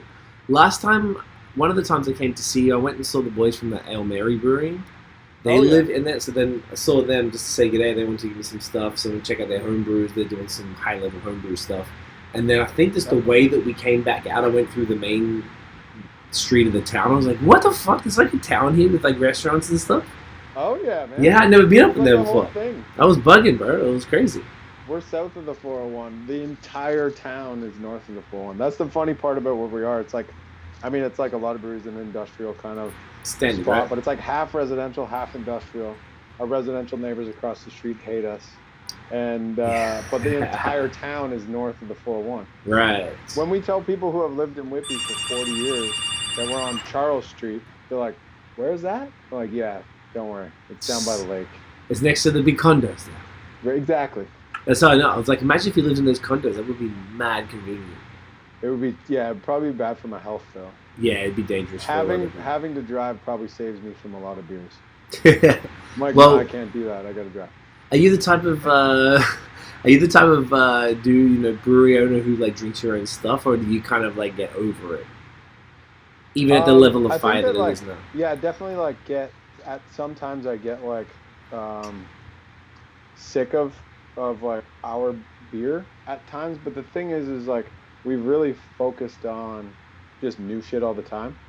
The only thing that you're ever going to see consistently in the fridge is Square Wheels, and that's pretty much it. I mean, so everything's kind of rotating through, and I think we do a pretty good job of we try and bring out a new IPA every at least 2 weeks to 3 weeks. Yeah, I say 2 weeks. Not necessarily new IPA, but we're bringing back Astro Ever after it's coming out next week. I'm excited for that. But they don't last all that long. It's like usually you drink them for about 2 or 3 weeks and then they're gone, and then they're not back for a little while, and there's new stuff. And we bring in lagers, we do sours, pale ales, IPAs. We did the Hefeweizen, which was so sick. We only did a half batch of it because it was during the pandemic, and we're like, Hefeweizen, I don't know. People love them. It's great. It's going to be a great beer, but is everyone going to be jumping on the computer to order it? Evidently they were, and it was gone super quick, too quick, because that beer was unreal. But yeah, I think the variety is there enough, but I definitely love drinking other breweries' beers. I mean, we've been getting a lot of beer from Willibald, which has been great. Keep hearing about them, yeah. Yeah, really, really good beer. Merit, one of Andy's good buddies is Spinny over at Merit. So we get a lot of beer trades from Merit. Fairweather, I just got, actually, one of our staff went to Hamilton last weekend and picked up a bunch of Fairweather beers, which I'm really excited to drink. Killer. We always try and drink some beers from the local spots. Like I said, Little Beast and Five Paddles. I'll always put in, a Bellwoods order every couple of months. I hope you got the new milk shack. You got the new milk shack. I have had the watermelon lime. You had it? I had it. Is it fire? Yeah, it's good. It was All right. good. It was very, very different. Okay. I don't know if I've ever had watermelon in a beer since I went to my first beer festival, and I think it was Kensington Brewery watermelon. Yes, they still have that. I something think. Yeah. Do they? Yeah. Yeah. Yeah, If I want, I know the it was one. good. I think one of my favorite Bellwood beers I've had recently was the Grandma's Boy. Oh, do you have one of the plum versions? Yeah, I had Which all one? 3 of them You actually. had all 3. Okay. Do you have a favorite? I only think tried one that- of them. But I think that the Shiro was probably my favorite. I think that's what I had. It That was the tasty. one. I think that was like the only one because I got a friend and I got a friend who doesn't drink in Toronto and I was like, bro, like, can I just order them to you and just send them on? And I send him coffee from Montreal, so he Oh, nice. won't take my money for it. But I'm like, all right, I'll just send you some coffee for that, and he's cool. And last time I tried to order was only the Shiro. They only had that one left, and Really? I thought that was the least popular one because there was 3. I think that was my favorite, but It was really remember, nice. to be honest with you. It was really nice. It worked really well. I with must the have style. gone on. I don't know. I must have gone on at the perfect time possible because I ordered a bunch of Motley Crue. I got Ooh, all Motley? 3 Grandma's Boy. Oof. I think I got a Donkey Venom. Like, I got a bunch of beers. All the I think $15 bottles. Huh? I had like 6 beers, and then I was just sitting in my dad chair with my phone, and I placed in a Bellwood's order, and I just got all like unreal beers. They were all really, really good though. I love it. I've still got some of the Motley in the fridge, but yeah, man, I drink. I love drinking all. The other thing that I've been drinking a lot of lately is wine. Okay. Yeah. Any? Especially Rosewood. Yes. The guys are really jacked about Rosewood at the brewery. Do you know? Do you know the guys? Do you know Will and Ryan? Who?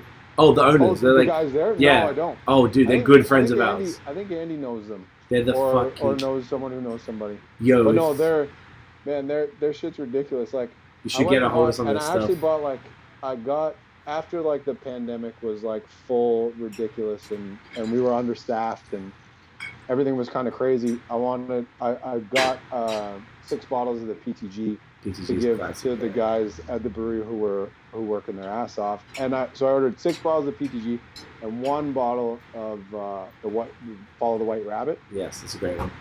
And honestly, I like the Follow the White Rabbit was. I It's like a dope. Like more than the PTG. is it a Riesling or a Sauv Blanc? I think it's a Chardonnay. It's a shot. Okay. Follow the White Rabbit. What is it, babe? No, Oh, is it- from Rosewood. Rosewood? What is it? What style? The blend menu. Oh, so it's a blend. Okay. Chardonnay Riesling. Chardonnay Riesling, maybe. That sounds about right. It sounded like an idiot now. No, it's Whatever it was unbelievable. It's Pretty probably good. the best wine I've had all year. Bro, they are the craft beer. They're like the town of wineries. Like, I can't express. So Ryan's the winemaker and Will is the owner. His father, I think, is started. So they have the 91% Chardonnay, 9% Pinot Gris. 91% Chardonnay, 9% Chardonnay. Pinot Grigio. Yeah. So a little bit there. So they're both great, dude. We've had them on the podcast. They were episode 70. They were right before you, actually. Yeah. And we were supposed to have them on recently. It didn't work out. So we're trying to like get them back on again just to do something different. But they're by far my favorite winery ever. And they Unbelievable. approach it. When I met Ryan, the winemaker, he was wearing a Stone City hat from Stone City in Kensington, Yeah, in Kingston. So I was like, this dude's a beer guy. Like, he gets it. Like, the way they approach wine is unlike any other winery I've ever seen, which is why I'm not surprised you brought them up, because they've also been getting deep into working with a lot of breweries. They've done Bellwood. I think they've worked with Merit, and they have they sell the Great Mustard, this different skin. So it could be something that there's a collab in that, because Absolutely. their approach is unorthodox. A lot of their wines don't even qualify for VQA because they do different things, and they're just like, they don't do it by the book. no, and they're just like, fuck that, Which I want is to the do best this. part about it. It's like, fuck it, who cares? Yeah, Like, man, fuck the Just book. your job's to make liquid that you enjoy. Just do it. Yep. Just don't let anything get in the way of just like doing what you want to do, and just like making it the best possible liquid that you can make for you and the people around you. 100%. And that's and that is appreciated from like the if you're a beer person and you're into wine, like they are the winery to try, because it's just so interesting. They make it's just, I don't know, I just never experienced anything like that before. We've been to because the Tier has Liquid Happiness, we go to a lot of wineries and stuff, and just connecting with the people. The people aren't always the same. The wine people are a little different. These guys are just like Totally. beer people. They just chill, like they get it, and I love that Yeah. they're passionate about working with other brewers. So I'm very happy to hear that you No, man. you fucks with they're them. fantastic. And the guys at the brewery, like I don't have, not that I don't have time to like get into, like learn about this stuff. But I'm like, I've never really gotten into the natty wines before. And the guys like Andy loves wine, knows a shit ton about wine, is from Welland area, not Welland. Where is he from? St. Catharines. Whatever I say, it's gonna be the wrong one. He's gonna be like, God damn it, Jeff! I've told you 13 times. From there, Niagara area. Yeah. And he knows. I mean, dude knows his shit about wine, and it helps because, you know, he can point you in the right direction, especially when you're buying actual VQA wines. And it's like, don't buy that because no one can grow that grape in Niagara. Buy this or whatever. And yeah, whatever's native. I really I really do. I'm starting to enjoy wine a lot more. I love beer, and like I said, I actually, Andy and I had this conversation today. It's like, I drink water, I drink beer, I drink wine, I drink coffee, and that's pretty much it. So you need, bro. But yeah, in the white wines too now, rosés, like, I mean, anything. Yeah. Okay. Another one, the Rosewood. So, okay, there's Beamsville and Niagara on the Lake, right? The two different regions. The Rosewood of Niagara on the Lake is Stratus, right? Have you had anything? Stratus, yeah. Yeah. I haven't. Have I had any other stuff? I'm not sure, but I know of them. Okay, so highly recommended. They got a beautiful one of those like eco-friendly tasting room. All their shit is all like works with the environment. It's really modern and straight line architecture, whereas Rosewood's a bit more old school and that homesteady kind of vibe. For sure. But those two, every time we go down that way, we always make sure we go to Rosewood and Stratus. Either. Actually, it's worth checking. The other day at the brewery, I had some toast for breakfast and had a little rosewood honey on it. Oh, the honey's wildflower honey. Yes. Oh my god. God level. Little free gift in the old. When you order the wine, get the little mini one. If you order X number of volume, then you get the bigger jar. Yeah, I guess I gotta order more wine. I only got the small one. Oh, you need the big one. You gotta get the big one. It's so fire, bro. It's so sick. Oh, it's unreal. Yeah, I love it. That's good to hear. I hear that a lot from brewers who sort of maybe still listen to beer because it's just, in it every day, all the time. Sometimes you want a bit of a break, and to have some wine is just a pleasure. Yeah, like I don't get sick of beer. I really don't. I always laugh when people are like, it's good, but I think I can only have one. It's like, well, why? Yeah. If it's that good, why would you stop at one? That's it. It's not even a question. Yeah. Bruce Morris is saying, if you want to learn more about wine, the CCOVI at Brock has online wine courses. I'm a proud Brock grad, and I'm lucky since my nephew is a winemaker. Dan, you got the hookup. Where's your work at, Bruce? That's dope. Hook man's up, my G. Nice. I love that. Do you want to do the last beer, and then we'll... are you still going with Square Wheels there? Yeah, I got a Square Wheels here, but... Oh, shit, you got that one. Oh, you don't give a fuck. You like whatever. So we both have different beers. That I need to piss like a bitch. Can I ask you a question? I can run and take a piss, and you can answer the question. Of course you can. So, okay, we talked about the brandy. I was going to talk about the next beer. You know what? Tell us about the beer that you're about to crack, because you got the brand new one that was canned yesterday, and I saw the release. It was released on social media today. I saw it, and do you want to talk about that? Well, just quickly run. Absolutely. All right, thank you. Go for it. I Self-posted. gotta finish this one first, though. Yeah, I tipped them extra, that's why I think. So this beer that I have here is Worm Burner. Where is it? There it is. Worm Burner. So this is an IPA we canned yesterday. Really, really excited for this beer. The name comes from a funny conversation. It's a golf reference, but this beer is just really, really nice. Oh, it smells like strawberries. The way that I describe this beer, strawberries in a good way. The strawberries can be very bad in beer, but it's like a strawberry orange Julius. Nice and hazy. It just comes out of you berries, like fresh field berries and oranges.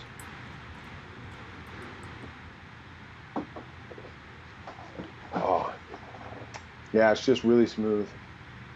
This one's 6.9%, so a little higher on the ABV for the IPAs. For this beer, we used Enigma hops, which is one of the first times I think we've used that. And it's just nice and smooth. It's got a little bit of bitterness, a little bit of edge to it. Like I said, it was only canned yesterday, so it's pretty fresh. But yeah, it's just very like me and Craig were talking making Jeff about. host by himself. What a prick. That's all right. I was just saying, like you and I were talking about, like, you know, people say hazy IPAs all taste the same. It's like this one is like strawberries and oranges, and it's like it's so different than the other beers that we've been drinking tonight. I mean, I guess like you could say most hazy IPAs are predominantly fruit forward, but I mean, like, that doesn't change. I mean, there can be so many different flavor profiles within that, right? So I've seen people. I've seen an individual that you and I have spoken about bitching about hazy IPAs in the last couple of days.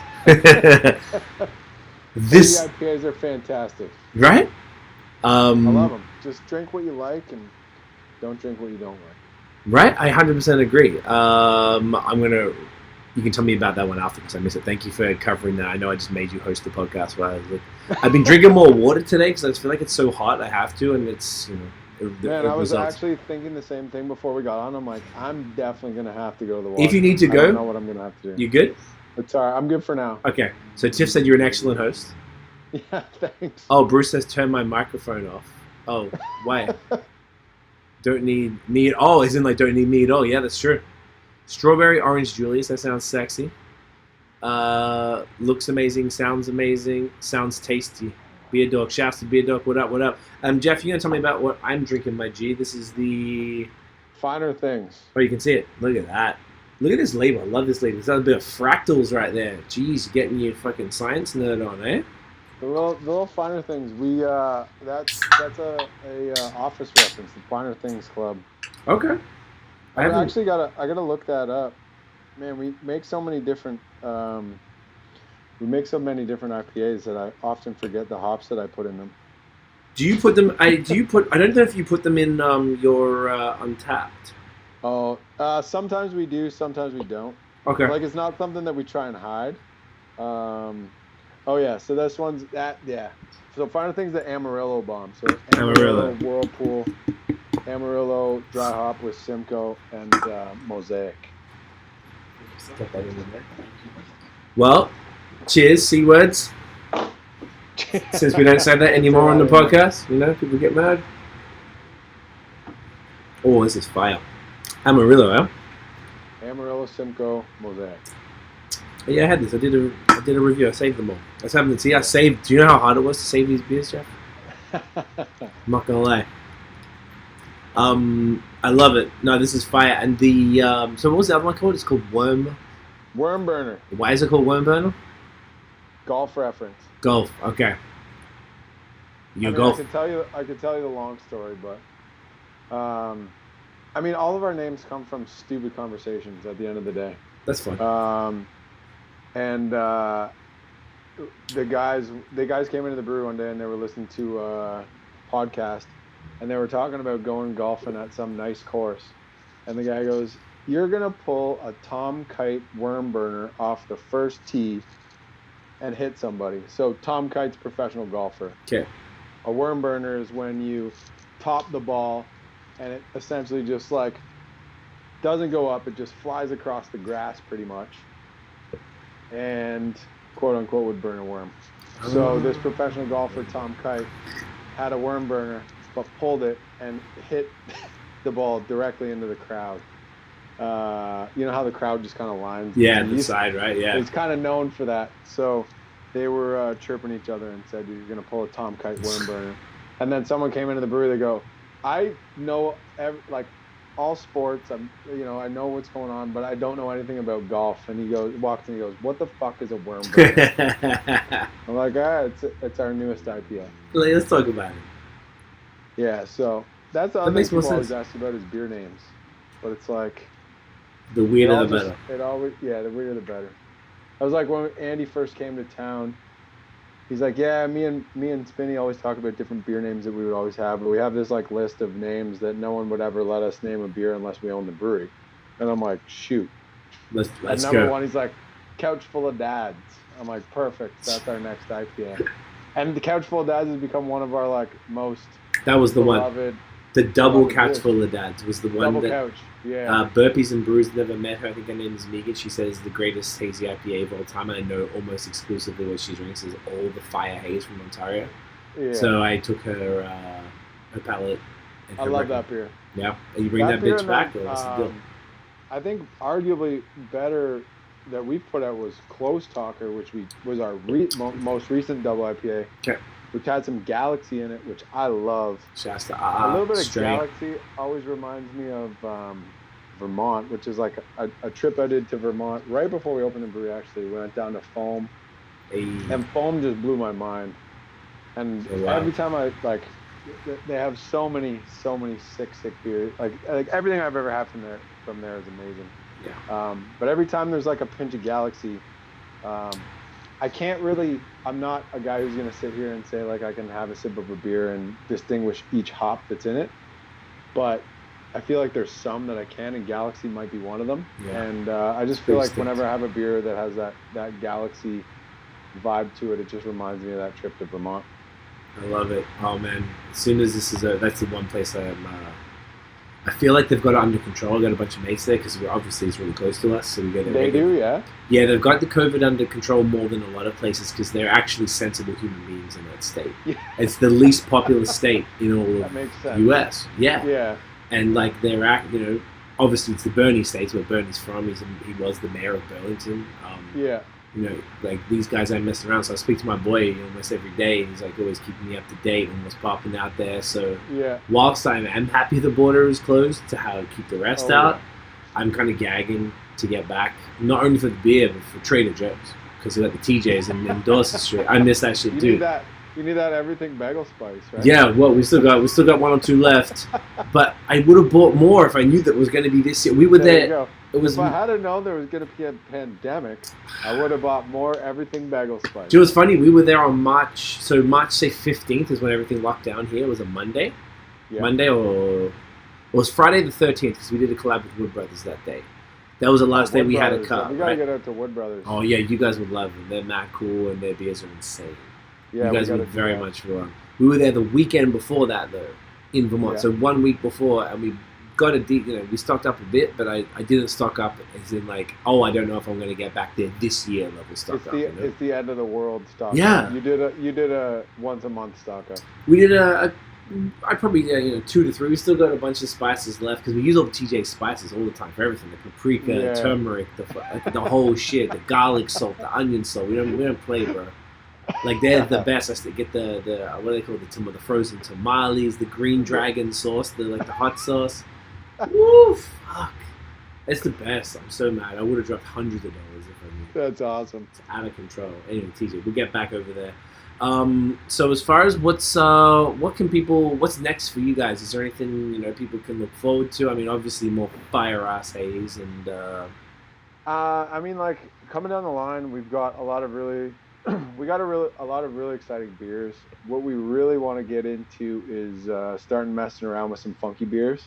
Nice. Some barrel stuff? Yeah, we want to fill up some barrels and get into using some different bugs.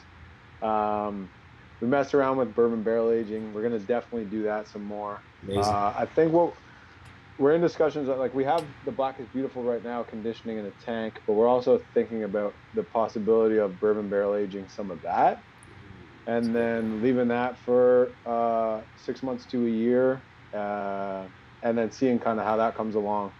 And then that also, we're like, as the Weathered Souls kind of collab already started, as proceeds go to racial injustice. And then that for us is like, wow, if we throw something in some barrels and then we release that down the line, not only does it give us another opportunity to support, but it again brings it up, 6 months to a year from now when unfortunately people might not be talking about it as much, right? So that's a great point. Yeah, so we're gonna do some barrel aging stuff. We're gonna continue to refine and change our IPAs and just work on those as much as we possibly can. There might be a Dad's Day in the future or not a dad's day, a couch day. Yeah. Maybe a dual release of a couch full of dads and a double couch full of dads. We got an Imperial, the possibility of some Imperial sours coming down the line. Really going to continue to like really try and hone in on our lager game. Big Money and Chill's Frig are two that we're really proud of, but we just want to continue to like, we're going to play around with this crispy yeast from Escarpment, the crispy Kvike yeast. Yeah, and just like really all you can expect from us from a beer perspective is that we're going to continue to make beers that we're super stoked about and happy about and that excite us. Down the line, like collabing with some different, I mean, music's something that all of us are really, really into. So doing stuff with as many musicians as we can, supporting as many musicians as we can. Yeah, and just like doing different community events. I mean, we're just like one step at a time waiting to see where the world goes from this point on. Who even knows, right? Adjusting on the fly as we go. But yeah, man, we're just like excited to come to work every day and just do what we can do and have fun and make the most of the opportunity that we've been given. So I love it, bro. I love it. I love everything you guys are doing. The branding, the beer, the ethos. It's a beautiful thing. It's been very, very cool to watch it grow and change over the last couple of years, man. So like much respect and proud of you guys, bro. Like it's very, very sick. You guys have really just made a dent in the scene. I really hope people more and more discover that you guys are a brewery that is worth mentioning in the same breath as Blood Brothers and Bellwoods and Dominion and Weatherboard and all that type of stuff. Like I think that's the next thing for you guys. Much appreciated, man. Man, anytime. Bruce Morris, how many bagel slices do you need? I think you said that much, but 12. I think I definitely need a full, a solid half case. And Bruce is saying, what a great interview. Definitely will place an order when I get up north. I love it, bro. Bruce, please hit me up and we'll talk about it more, but I couldn't recommend it more. Jeff, you're a legend. Just before we do the outro, I want to do the thumbnail because I have to take a screenshot of this with us before I end it. So we're going to hold these bad boys up. There we go. They're there. We'll go down. It's like because it's opposite on the camera. They get it in a good spot. Why can't I get it in a good spot? It's like I'm fucking up. Hang on, wait. If I go like this and I go like that. There you go. It's all backwards. Ready? Oh, we got it, Jeff. Look at us. They kept looking at our things. We look like fucking twins, dude. Just like what? Bro. I got a little less up top, but yeah, my shit's a little longer there. But you know what? Don't worry about it. Don't worry. I'm sure you make up for it elsewhere. There you go. Yeah, right here. Right. Just like it's the big one. I got the COVID haircut too. I got like the fuzz going on right now. Oh, do you shave your own stuff? I need a fresh cut. You need a fresh, bro. I haven't had a cut for like I usually have a skin fade. This is like 3 or 4 inches long. If you pull it all out, it's ridiculous. I don't know what to do. I'm gonna go. I'm gonna take. Yeah, I'll send it over. God damn it! Where can everybody find Town online, my man? www.townbrewery.ca. Social. Oh. Come on, who you talking to? At Town Brewery, bro. Mm-hmm. If you want to shop, it's townbrewery.ca. Instagram's at Town Brewery. Facebook's Town Brewery. Twitter at Town Brewery CA. There you go. Okay, good. Just want to make sure you got that right because you know I'd yell. See, I told you, boomer, man. I'm a boomer. I told you my website. I told you. I started it with www. Maybe I get it. I like the old soul than boomer because I'm older than you. I don't want to be associated with them because they ruined everything. And we ain't Gen X either. I'm an old soul. Old soul is complete. I'm comfortable with that. I listen to the radio with and I start my websites with www. You know what? And I respect that. Someone needs to. But we're not Gen X. We're millennials. There you go. Okay, that's what we are. Dan is a Gen X, and he's been given. Do you know Gen X gives us shit, and they think we're old. They treat us like we're the fucking boomers. Like they make fun of us. That's terrible. I couldn't believe it. Anyway, they haven't earned anything. They don't know. What have you done? What have you done? A lot. Well, I guess you're toppling statues and. He did move during a pandemic, so that's a pretty good start. That's true. You did move during the pandemic, Jeff said. So I mean, that's pretty gangster. Yeah, gotta give respect. Jeff, I appreciate you a lot. Hang on after this. I'm going to end the podcast part, then we'll end the live. So, guys, thanks so much for watching. If you enjoyed the episode, smash the thumbs up, hit subscribe below, hit the notification bell so you know when the new drops. Follow us on social media at BAOS Podcast. Check out the long-form audio so you can hear extraordinarily attractive gentlemen like Uncle Jeff talk about craft beer in Whitby, Ontario. Canada's, wow. Canada's, I don't know why I was saying that. The best city for beer in Canada. I said it. You heard me. Fight me. That's it, guys. We'll see you in the next episode. Appreciate y'all. Cheers. Get in ya. Boom. All right, live. We are done. Jeff, you're a legend. We should just like keep checking in and stuff anyway, just hanging out here. Yeah, man. It's a good excuse, just talking shit and just recording it. 100%. I love it. Anytime. I want to come out to Montreal too. Yeah, man. Soon, whenever we can. But, I really think there's a lot of opportunities for you guys here, because here it's a different vibe now than what it used to be. It's so much better. There's so much more fire. There's a bunch of great brewers that I think you would get along really well with and be able to sort of, at the very least, collabs or whatever, but just have some relationships with, and it's very, very cool. It's a good time. I want to go check out those Wood Brothers guys. I want to check out the Masorium dudes as well. Masorium Pub Brewski are killing it. And Sir John are doing some really, really great stuff out here. Up in Gatineau, just out of Gatineau, there's one called Cinquième Baron. It's a fifth Baron. Killing it. Like, my friend actually works for him. My friend's a beer media guy who has a YouTube channel. Chris from Hops and Bro. Shouts Chris. Yeah, he works for them, and he got us some of their stuff. It is fire. It's so good. I'm so, like, everything they're doing, from crispy to the haze to the stouts, exceptional. I really gotta get out there. Yeah, and then of course we were talking the other day, like Trailway out in New Brunswick and stuff. So for sure, there's a bunch of stuff, man. So we'll definitely keep in touch about that. But hopefully, if the way I've been watching the graphs and the way the Canada is looking, it's looking pretty good, man. People are mostly behaving themselves, aside from a few fuckwits. Got to keep it going for a bit longer and not be like America and just wear a goddamn mask, guys. I know the masks are annoying and it's not optimal, but let's just kill it. Let's just get rid of it so we can just move on, and then we can just fight racial injustice and not worry about a pandemic, because it's big, let's just get rid of it. It's simple. Racial injustice is not simple. That's not simple. Like, this is simple. Wear a fucking mask and wash your hands. And it's pretty good. And anyone saying it's propaganda, it's not. It's just a matter of damn physics. It's just, we both wear it, we protect each other, everything's good, man. Boom, boom. Easy. Jeffrey, you're a legend. I appreciate y'all. Guys, thank you so much for tuning in. And Jeff, and, you're Jeff. Louis and Bruce, I'm just scanning through here. Everybody who's hanging out for the live, there were definitely more. Dan, I hope you're still there, bro. Mick in Australia. Guys, appreciate y'all. We'll see you tomorrow night at 8 p.m. Jeff, you're a legend. Go follow Town. Go buy Town beer. We'll see you tomorrow. Peace, guys. Thank you, bro.